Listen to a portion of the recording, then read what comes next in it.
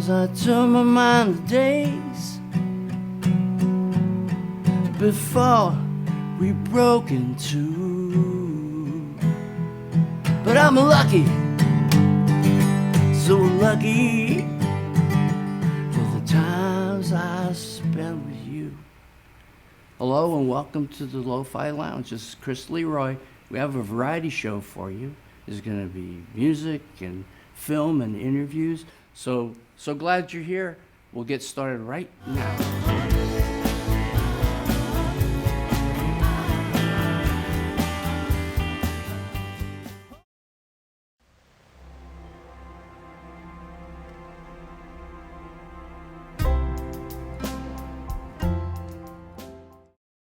You may write me down in history with your bitter, twisted lies.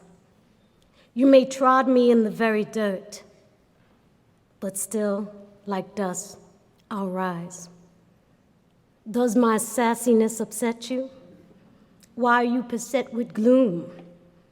'Cause I walk like I got oil wells pumping in my living room. Just like moons and like suns, with certainty of tides, just like hope springing high, still I'll rise. Do you want to see me broken? Bowed head and lowered eyes, shoulders falling like teardrops weakened by my soulful cries? Does my haughtiness offend you?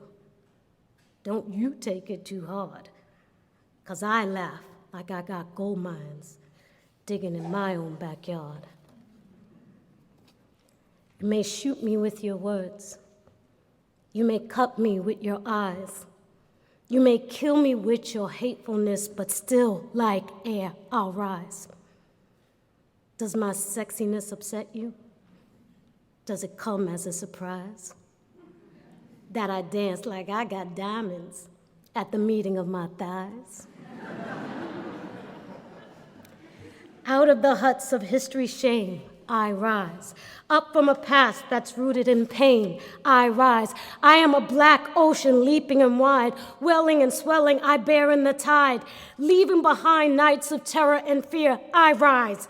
Into a daybreak that's wondrously clear, I rise. Bringing the gifts that my ancestors gave. I am the dream and the hope of the slave. I rise. I rise. I rise.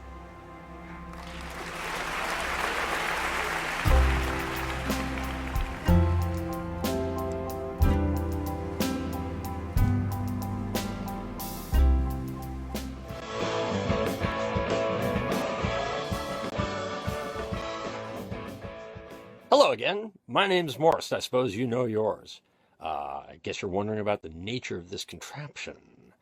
Now, about this amusing little gadget, the story begins with a tape recorder. You've heard of time-shifting television by using a VCR to record it and play it back later, like in time-shift music. And we used to use tape, and then we stopped using tape, and now we just use digital stuff and things with no tape. This isn't about the tech, though. Let's go somewhere interesting. Hey, Chris, please set the time machine coordinates for 522 Amigos Drive in Redlands, September 3rd, 2018. Should take us to an event called Stock 12. You may have been there. I was. Well, I'm pretty sure I was. One of the bands playing, Claremont Voodoo Society, is playing a song called She Caught the Katy and Left Me a Mule to Ride, originally written by Yank Rachel and Taj Mahal, and still written by them now because that's how it works. It's been covered by a lot of other artists. You might have heard of the Youngbloods, Fish, Albert King, Wet Willie, Widespread Panic. I first heard it when the Blues Brothers did it. It's part of their movie soundtrack. John Belushi said that it was his favorite blues song, and he certainly knew a few of them. Claremont Voodoo Society's played at the Stock a couple of times. This is the 2018 performance, and if you're a Dangerous fan, you'll probably recognize Bill Barrett's silky smooth harmonica work from Fat of the Land, which wouldn't be as fat without his sound. So enjoy. We'll see you later, or sooner.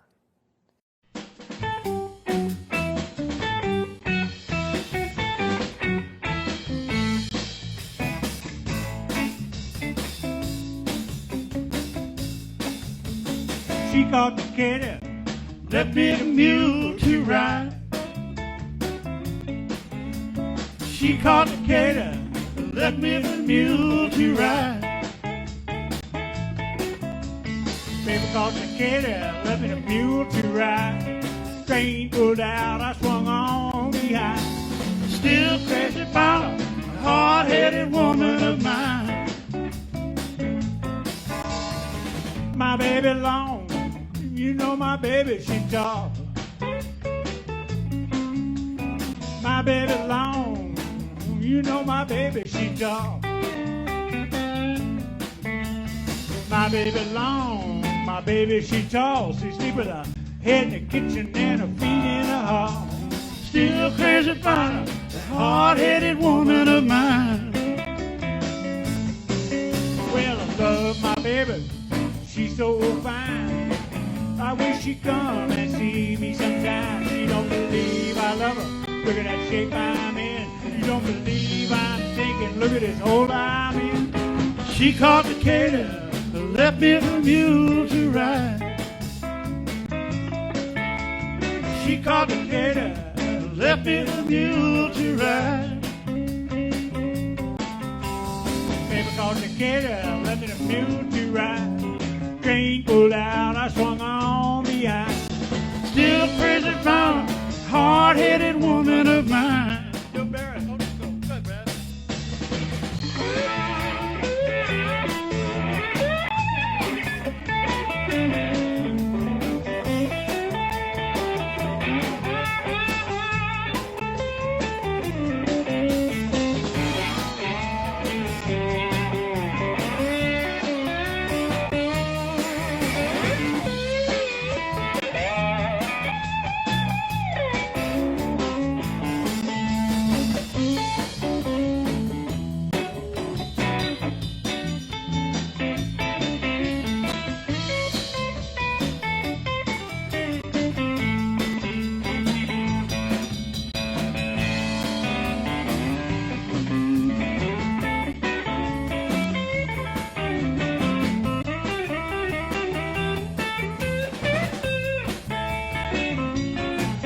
Well, I love my baby, she's so fine. I wish she'd come and see me sometime. She don't believe I love her, look at that shape I'm in. You don't believe I'm sinking, look at this hole I'm in. She caught the cater, left me the mule to ride. She caught the cater, left me the mule to ride. Baby caught the cater, left me the mule to ride. Chain pulled out, I swung on behind. Still crazy about that hard-headed woman of mine. Still crazy about that hard-headed woman of mine. Still crazy about that hard-headed woman of mine.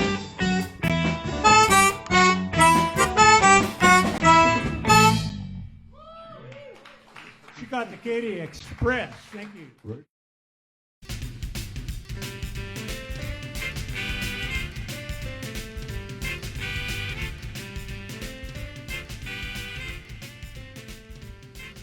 How you doing, my friend? Hey, DC, I'm doing good, doing good.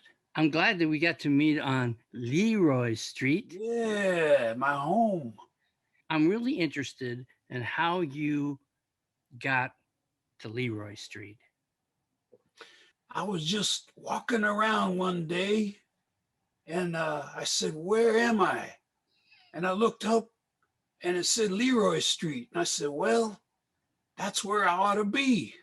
What you working on right now? We got a new one by my newest discovery, King Tony and the Witch Hunters. Ooh.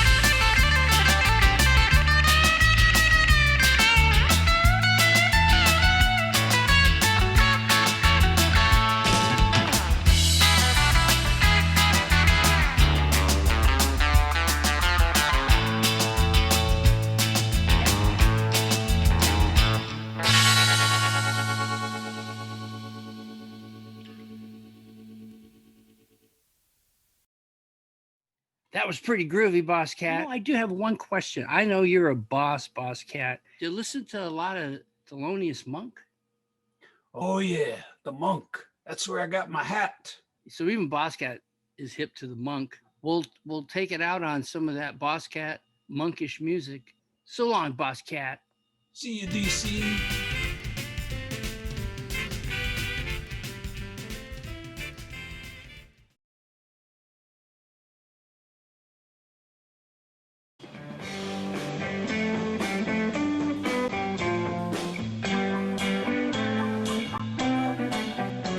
The late Frank Zappa was known as one of the most iconoclastic rock musicians around.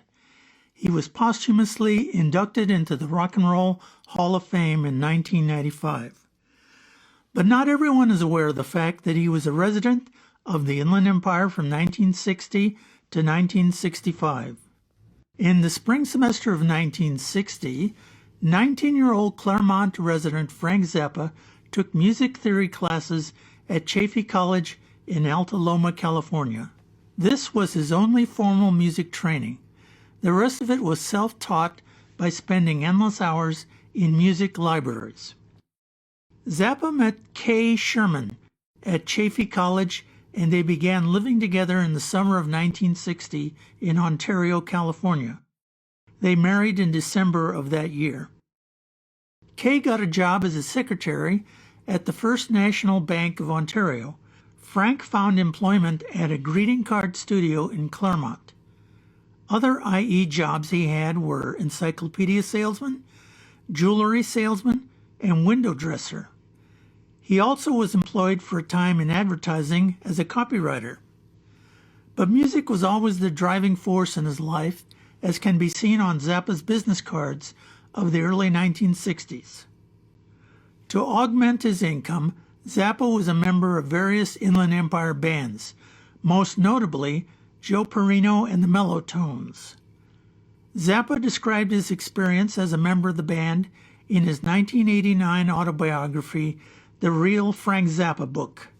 He wrote, "I was working weekends with a four-piece lounge band called Joe Perino and the Mellotones at Tommy Sandy's Club Sahara in San Bernardino. The management allowed us to play one twist number per night. The rest of the night we were supposed to play Happy Birthday, Anniversary Waltz, and On Green Dolphin Street. I wore a white dinner jacket and bow tie and black pants and sat on a bar stool and played the electric guitar. I got so sick of it that I quit, put the guitar in the case, stuck it behind the sofa, and didn't touch it again for 8 months." Zappa, in the meantime, had become acquainted with Paul Buff, who owned and operated PAL Studios, a small recording facility in Cucamonga, California. It was there that Zappa apprenticed and learned the ins and outs of recording music. Zappa's presence was felt on many Inland Empire recordings made at Cucamonga's PAL Studios. For example, Zappa was the engineer during 10 recordings that Rutland's surf band, the Tornadoes, made there in the early 1960s. In March 1963, Zappa talked his way into an appearance on the syndicated Steve Allen Show. Zappa appealed to Allen's love of offbeat guests and was invited to perform on the program. Zappa said he could play a bicycle like an instrument. Allen and his band joined in on the fun. In May 1963, Zappa wrote, produced, and played on Brian Lord's recording of The Big Surfer. Lord was a DJ on San Bernardino radio station KMEN. The Big Surfer was a parody of President John F. Kennedy conducting a dance contest at a beach party. The single ended with Lord mimicking the president saying, "Well, as the winners of our dance contest, you will receive an all-expense-paid trip as the first members of the Peace Corps to be sent to Alabama." The record received considerable airplay on Cayman, of course, but not on rival station KFXM. In late May 1963, the recording got the attention of Capitol Records, and they paid $7,000 to pick it up for national distribution. Sadly, Capitol recalled the single after only 2 weeks, when civil rights activist Medgar Evers was assassinated in mid-June 1963. The label felt that the 45's reference to the South would not play well in that area. The November 1963 assassination of President Kennedy further sealed the fate of any future release of the 45. In Part 2, more about Frank Zappa's adventures while living in the Inland Empire.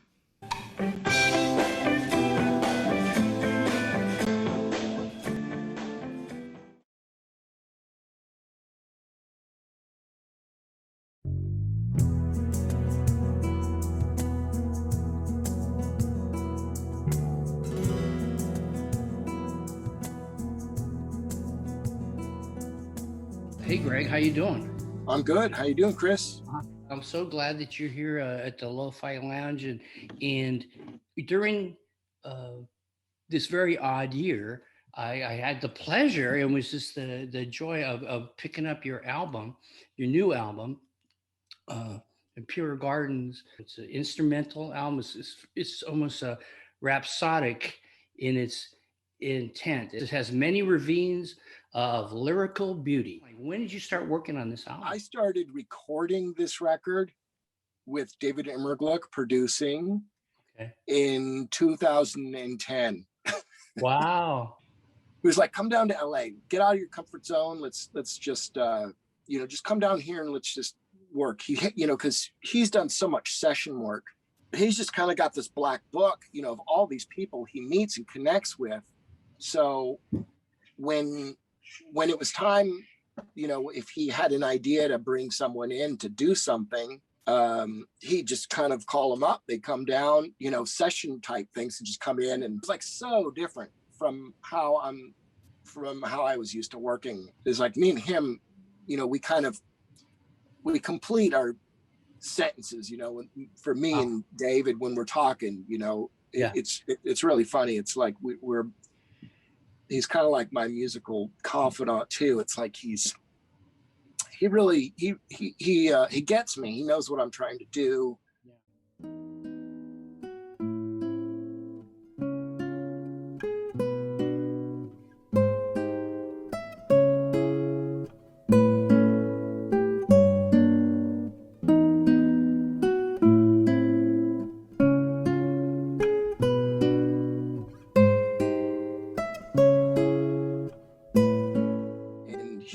He's always got cool references. A lot of the stuff that he references, I might not be familiar with. It's kind of interesting, Yeah. Because he's a big fan of a bunch of, British blues stuff from the 60s and English folk rock and stuff. And well, I probably have used Oh Well, a version of Oh Well, right. About 4 times. Right.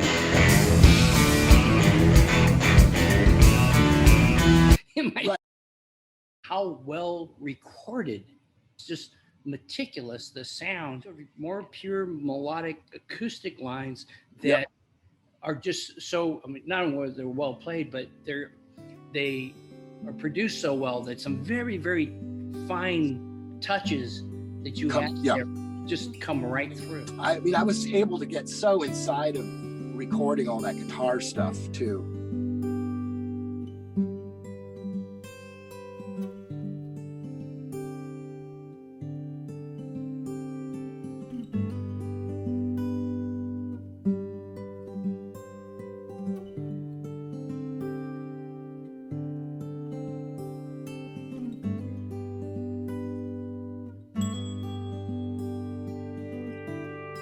It's a Martin D28, and I picked up it's a really beautiful sounding guitar.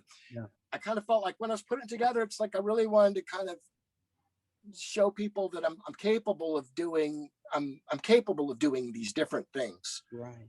And especially as a writer too, like there's some stuff that sounds kind of bluegrass. There's some really folky sounding stuff. Yeah. There's a lot of different styles. So I think I kind of intentionally went out of my way to choose these songs that were just, everything kind of represented a little something else.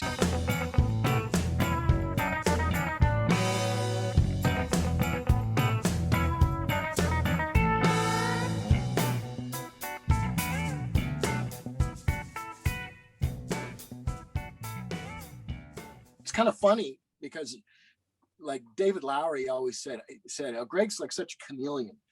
Like we've kind of we play, you know, our band does all these different styles, and it's like I wasn't, you know, I remember when we recorded Sad Lover's Waltz on the second record, you know, 2 and 3. Yeah. And it's like I'd never played country music in my entire life.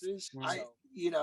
I felt like I never quite sold my soul to that, you know, to those styles. So I'm always got all these different things that I'm doing. And what I really need to be doing is I really need to be sitting down and focusing on finishing the titles, getting the title of the record, doing all the stuff that you're supposed to do to get stuff out. And it's weird. It's like I always want to be in the studio. I always want to be, you know, recording or playing, or I really wanted the titles to fit the vibe of the song. Like that's the other thing too. It's like, oh, there's no lyrics to reference for a title. So I'm just going to make a bunch of random stuff. I couldn't do that either. I couldn't just randomly make stupid titles. Right. So I kind of felt like, man, it took me a little longer, you know, I really want these titles to somehow represent the vibe of the music. And it was like, it was hard. So, but in the end, I liked everything. I liked the way it worked.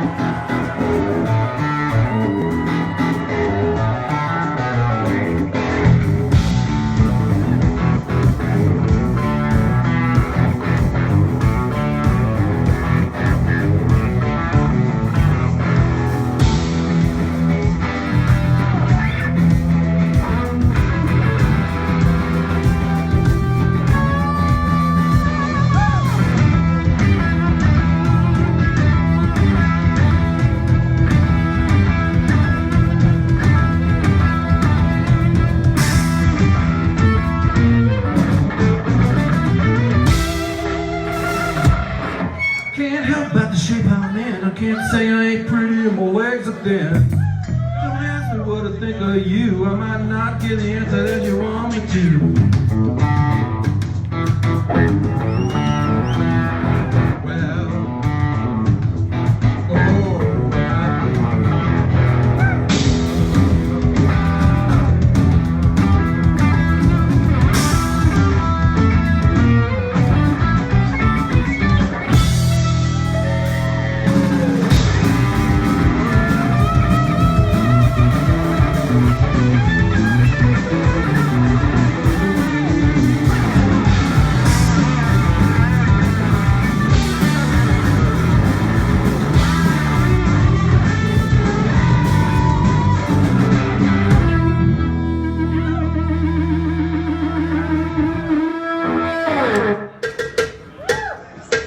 Now when I talked to God, I knew he'd understand. He said, stick by me and I'll be your guiding hand. But don't ask me what I think of you. I might not give the answer that you want me to.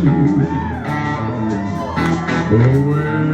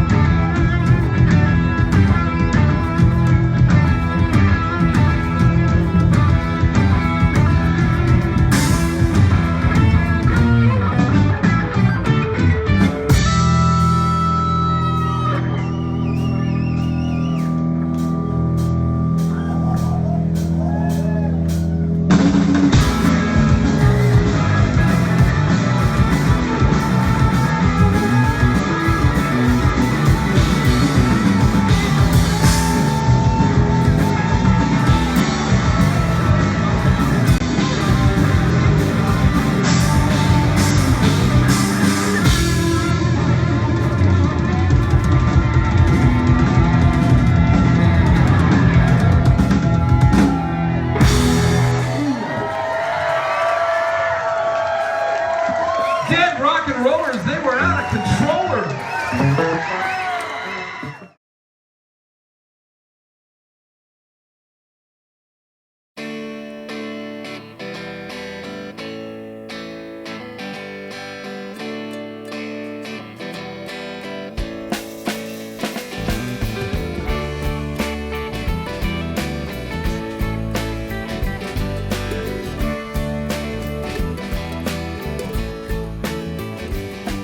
I'm sitting on the train track trying to.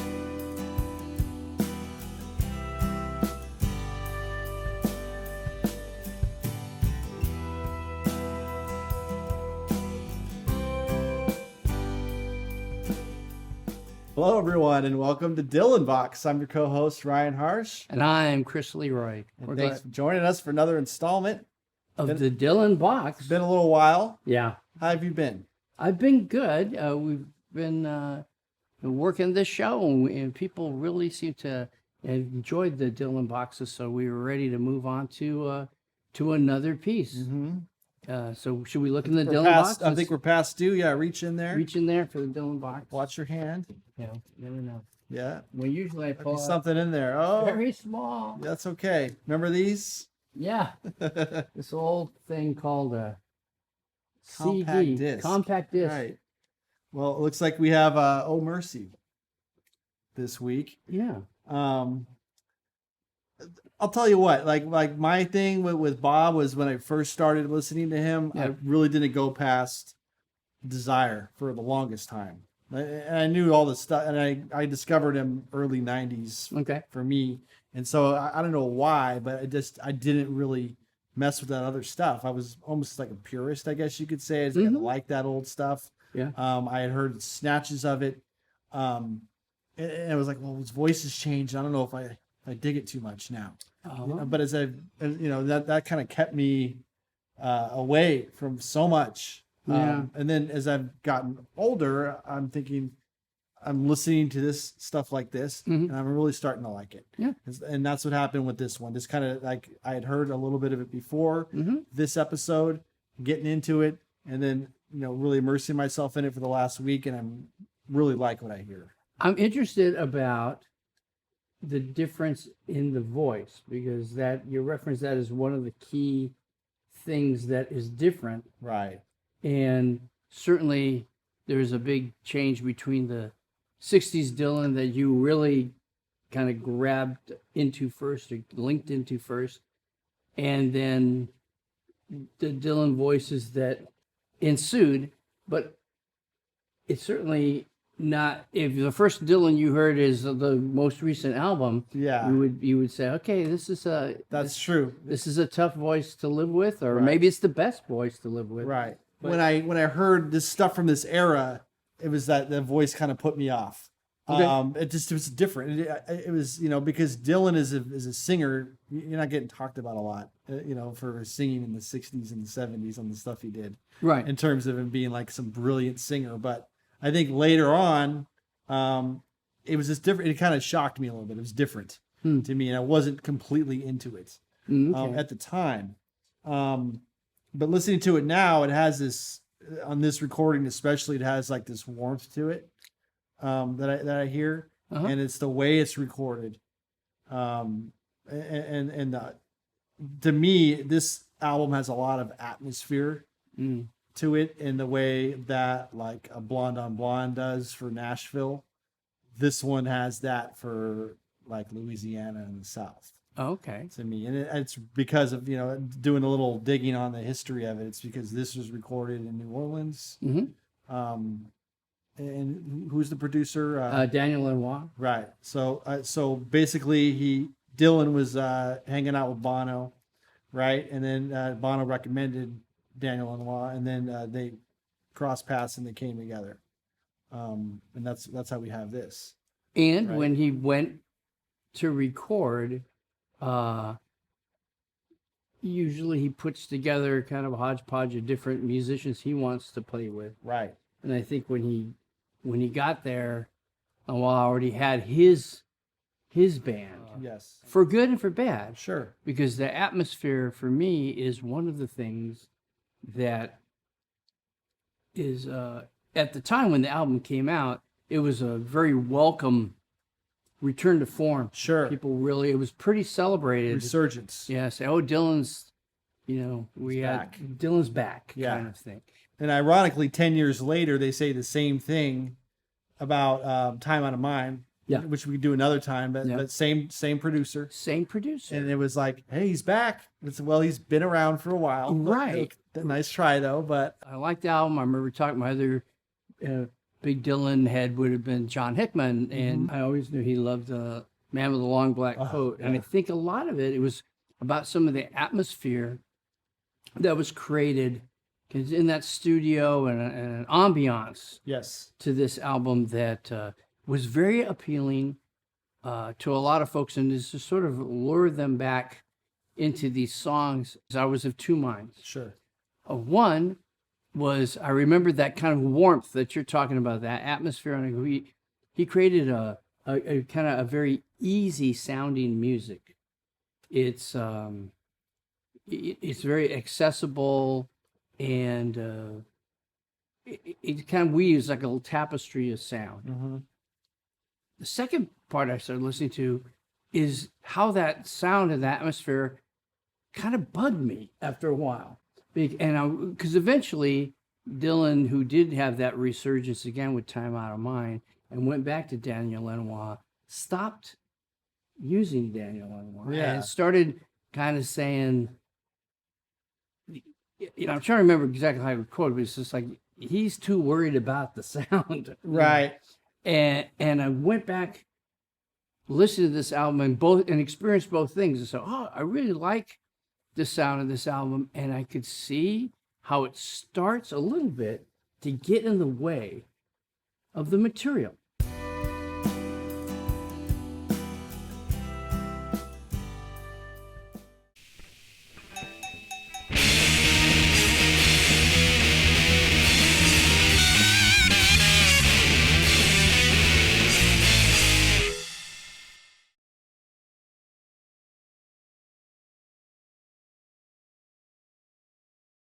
For a week straight at home in the summer of 1973, I learned and recorded David Bowie's Space Oddity. With my parents on vacation in Arizona, I didn't call teenage friends over. Instead, I sat morning to night to morning with an acoustic guitar, a Concord 2-track reel-to-reel, and a Radio Shack microphone, deciphering his chords, strumming at his floating rhythm, and singing most earnestly his soaring double harmony. For here I am, sitting in a tin can. And I was living in a tin can for that week, glued to the singer, wrapped in his song. And I exited a musician, forever touched by the possibilities music would bring. I learned the freedom of words from Bob Dylan, the majesty of melody from John Lennon and Paul McCartney, from David Bowie. I learned the mystery of music, the spirit that says, if you hear a sound, you must chase it with all your heart to the end of your days. Though I'm past 100,000 miles, I'm feeling very still. And I think my spaceship knows which way to go. Tell my wife I love her very much. She knows. Ground control, Major Tom. Your circuit's dead. There's something wrong. Can you hear me, Major Tom? Can you hear me, Major Tom? Can you hear me, Major Tom? Can you hear? Am I floating around my tin can? Far above the moon. Planet Earth is blue, and there's nothing I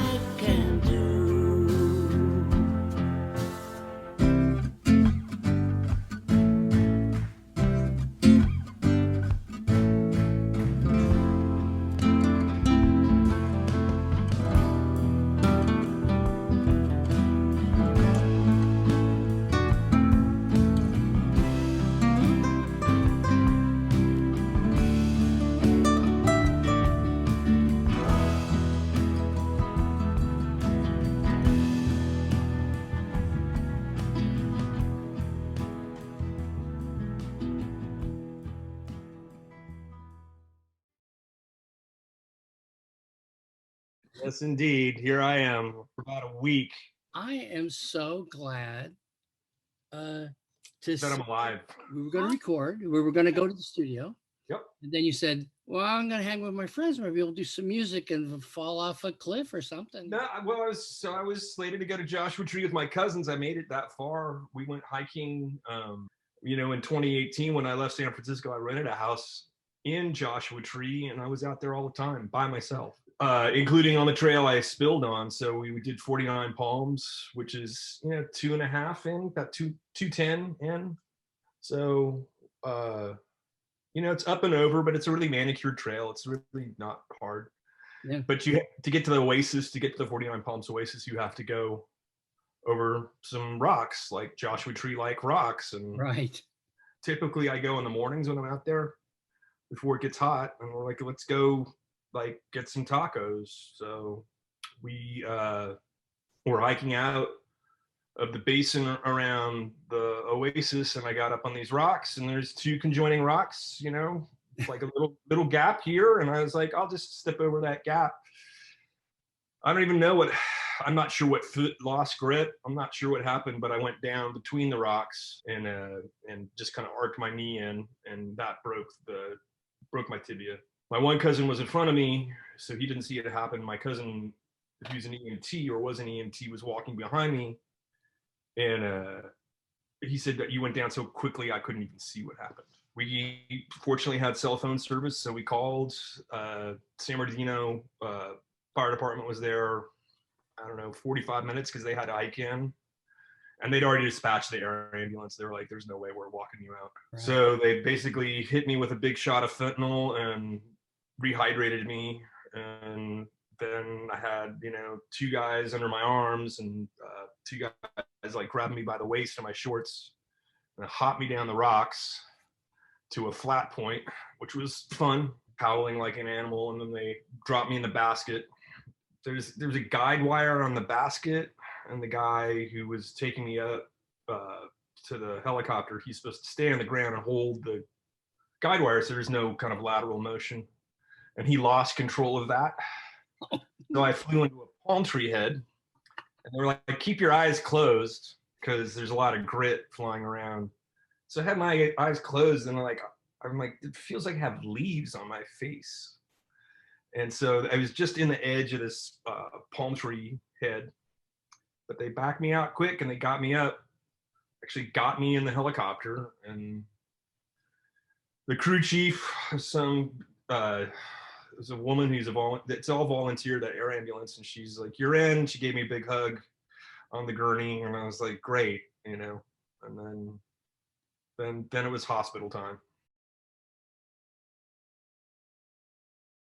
Everyone's going to talk about the pandemic. Like, how have you survived it?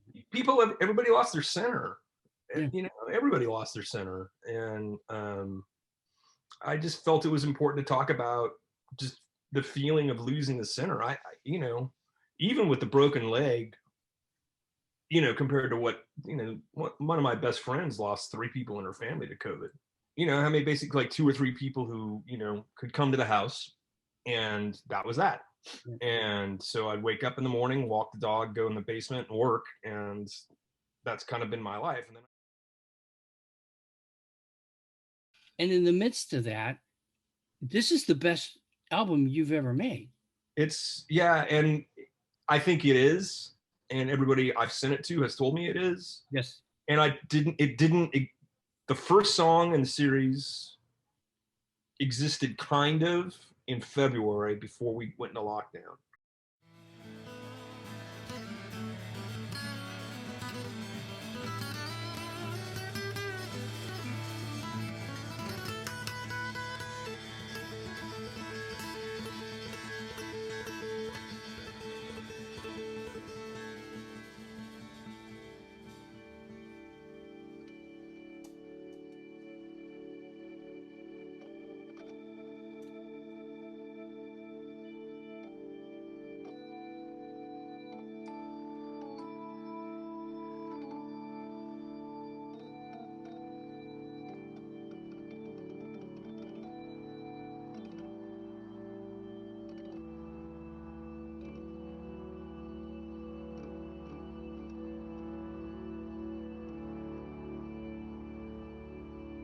Francis was a mystic.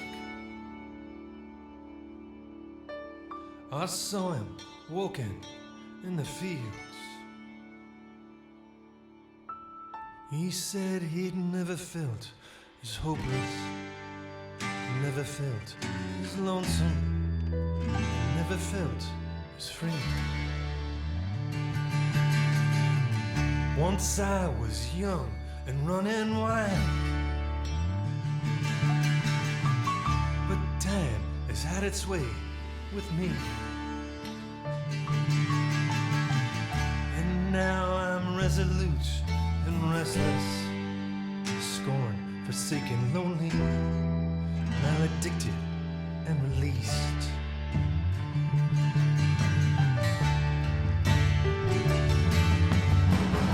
And in this shared hallucination,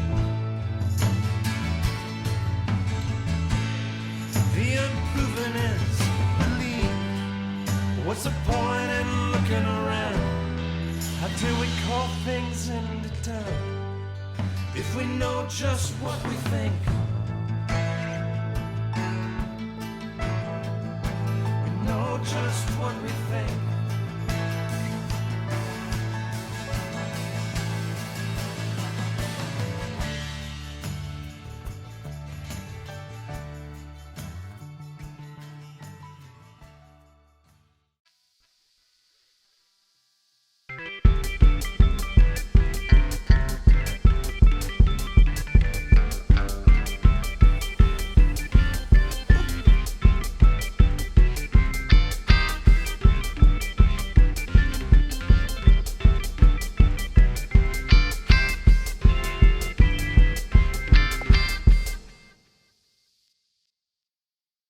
One, two, one.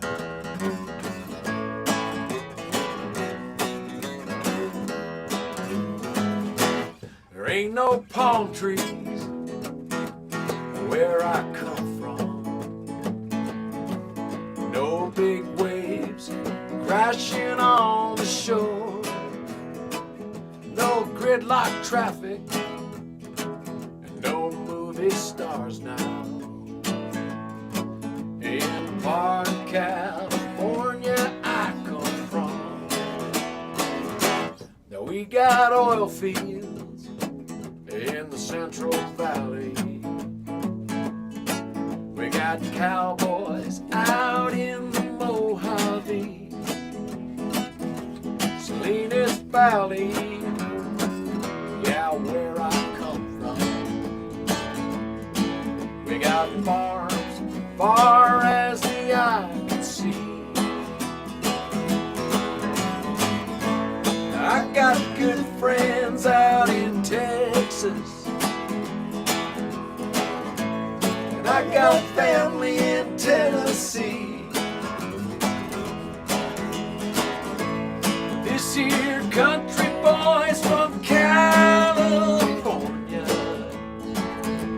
There ain't no place I'd rather be. There ain't no place I'd rather be.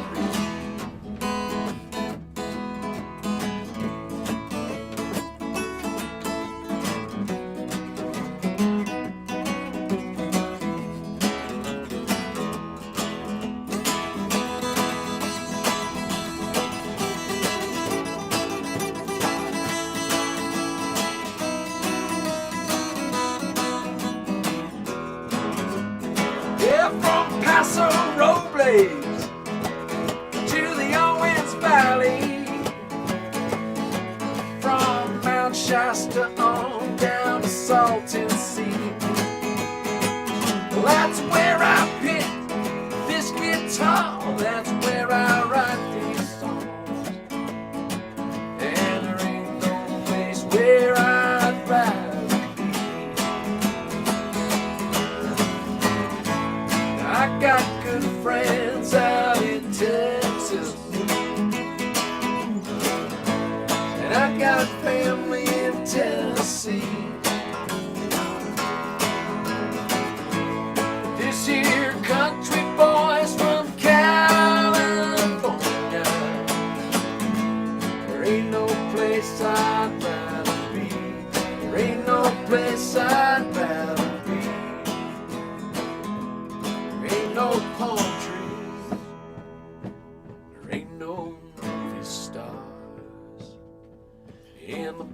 part of California I come from.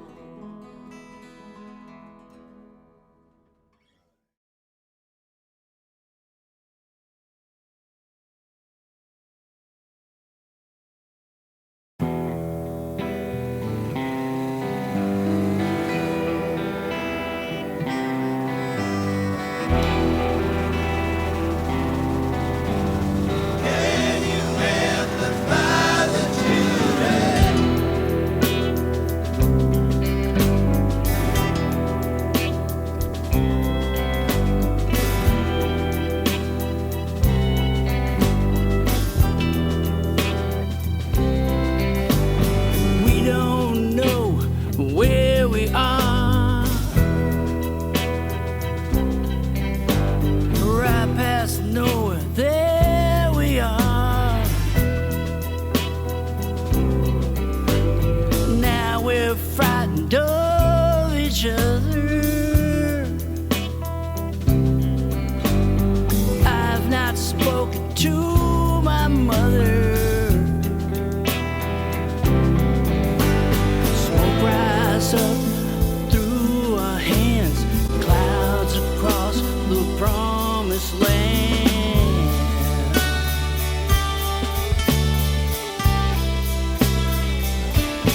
Promised land.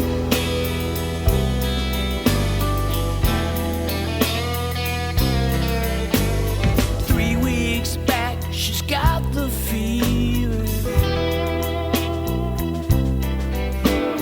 Now she's gone, I'd rather be there. Who can breathe so crowded in here? I've not spoken to my mother. Hope rise up through our hands, clouds across the promised land.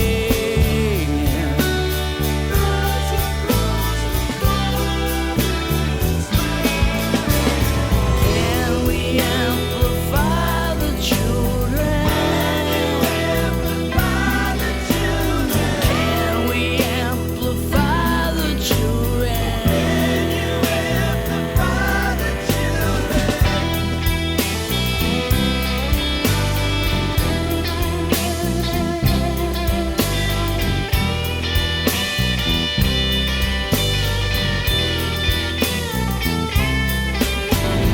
One child born on a blue sky morning. One child born to a siren's warning. No one life is like another. Carry on, duck for cover. Two hearts rise above our hands, clouds across the promised land.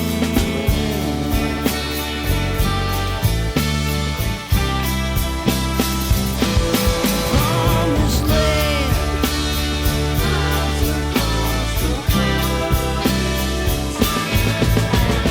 Can you amplify the children? Guitars made to cry for children. Can you amplify the children? Can you amplify the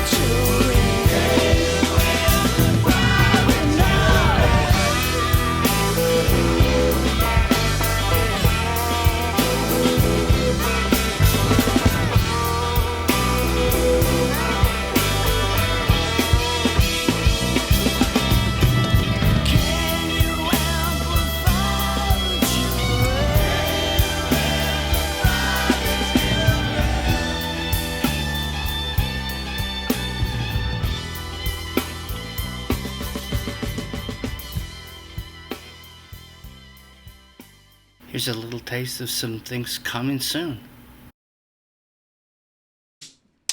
Welcome to the Lo-Fi Lounge. This is one of the first times that the Lo-Fi Lounge is actually completely live. If anybody who watches one of our 52 shows we've had all this year realize that there's some live things, there's some things that intercut, there's some old stories, there's some new stories, there's a cat, boss cat, there's all sorts of stuff.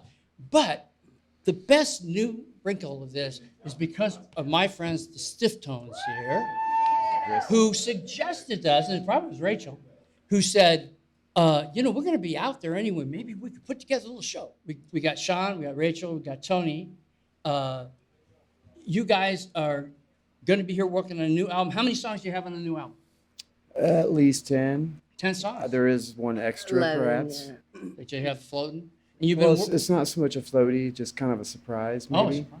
And you've been in this place before, so maybe you'll feel a little bit comfortable about recording here? Or Oh, my goodness. This is why I'm here, Chris. Okay. I came all the way to Redlands, California to record at Lo-Fi Studios. I've been eating, breathing, sleeping, trying to get here for 3 years. And more importantly than some of the other nonsense that I may tell you about, if you meet me, for the last couple months, I've been trying to be like the Stones, man, old school. Okay. Get in there, get tight, be a band. When you show up in there, try to mean some business. I can tell you the song that I've been dreaming Okay. about Mhm. is These Times. Yep. And 100%, yeah, 100%. it's a protest song, It is. but a protest in a different kind of way, more of a self-awareness protest. I want to tell y'all, there's been a few times on this trip, people are like, "You're going to Redlands, California to record an album?" We've got I'm like, studios we got here. studios right down the street. I'm like, "Oh, I know, but you don't have lo-fi." And what's important about that is this. All right, now, Chris, I intend to try to bring some magic. Yeah. And here's what's most important to me is that I only want people that believe in the magic. Ladies and gentlemen, from Lo-Fi Lounge, welcome the Stiff Tones!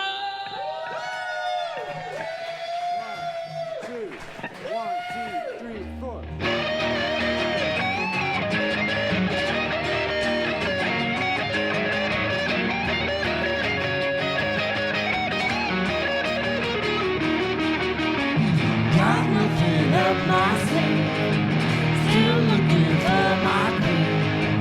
Stone a beggar, hang up me, come looking for his peace. Not so hard to choose, what you got to lose? Everything you got, you're gonna need. Everything you got, you're gonna need. You're gonna need. You're gonna need. You're gonna need. You're gonna need.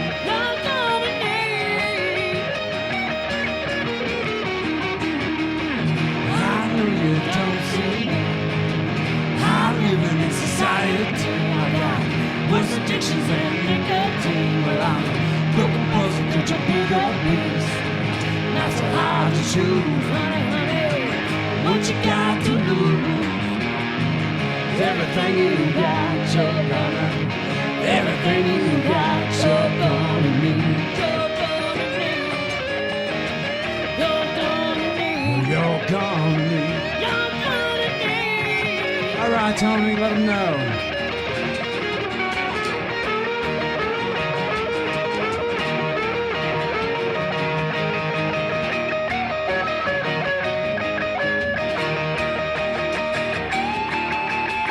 Not so hard to choose, honey, honey. What you got to lose? Everything you got, you're gonna. Everything you got, you're gonna need. You're gonna need. You're gonna need. You're gonna need. You're gonna need. You're gonna need. So you want to be with me? Test out my submarine. You want me in between. Hellfire me gasoline. Not so hard to choose, honey, honey. What you got to lose? Everything you got, you're gonna. Everything you got, you're gonna need. You're gonna need. You're gonna need. You're gonna need. You're gonna need. You're gonna need. You're gonna need. You're gonna need. You're gonna need. You're gonna need. You're gonna need. You're gonna need. You're gonna need. You're gonna need.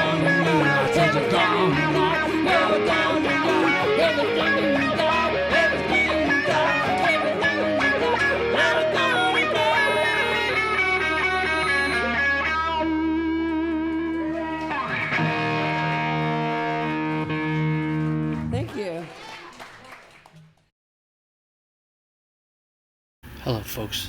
A last thought. I want to just say thanks to all the bands and fans and poets and documentarians who came together to make this crazy year, this horrible year, survivable. But we made it together.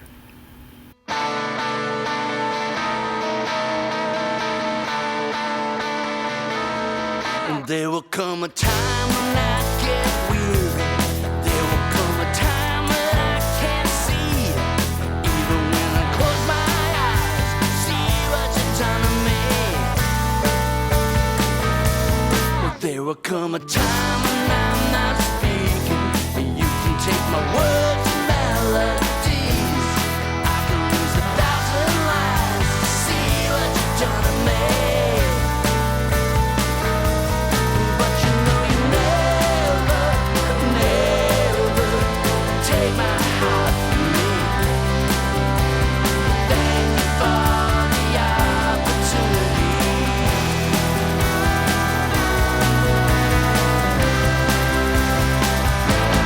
There will come a time when I get angry.